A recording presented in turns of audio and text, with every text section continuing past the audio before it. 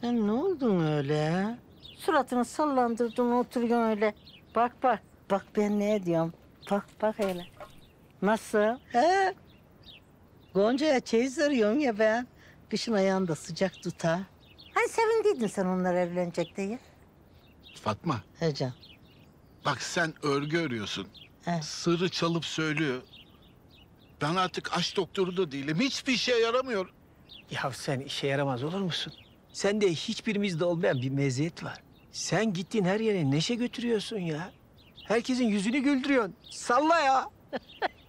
Bak. Yolun yarısı hıfzı sığaysa onun da yarısı neşedir. He? Şimdi sen buralarda gezmeyeceksin. Gideceksin. Gençlerin dertlerini dinleyeceksin. Sen onları neşelendireceksin. He?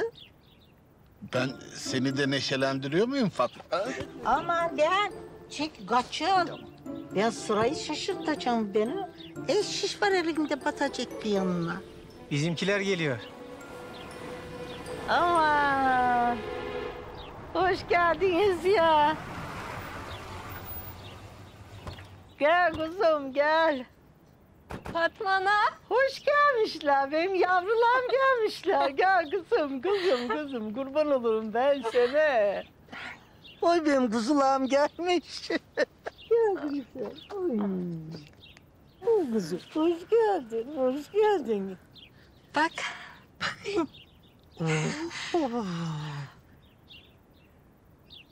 Buna öz babam anneme hediye etmiş ama takmak nasip olmamış bildiğin gibi.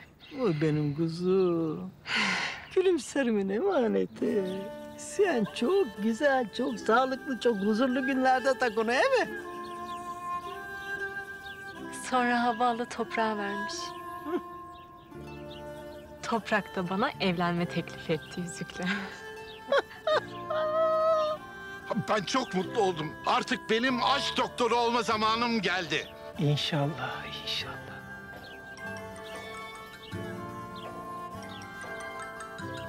Arda arıyor. Açma ya, saçma bir şey söyleyecek şimdi.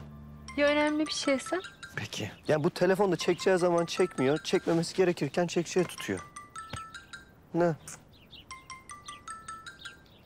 Arda, Gonca, neredesin? Toprak'la birlikteyim. Bir şey mi oldu? Toprak'la berabersin. Anlıyorum. Tahir amca eve geldi. Ben ona haber vermek istedim, sevinirsin diye. Tamam, çok teşekkür ederim. Görüşürüz. Tamam, görüşürüz. Babam gelmiş. Ne? Babam eve gelmiş. Hemen gidelim. Ya kusura bakmayın. Yok yavrum, sen hemen git babangile kavuş. Tamam? Hadi kuzum, gidin Hadi. kuzum, gidin. Hadi çocuklar, yolunuz açık olsun. Allah bu çocukların ellerini ayırmasın. Ya Rabbi.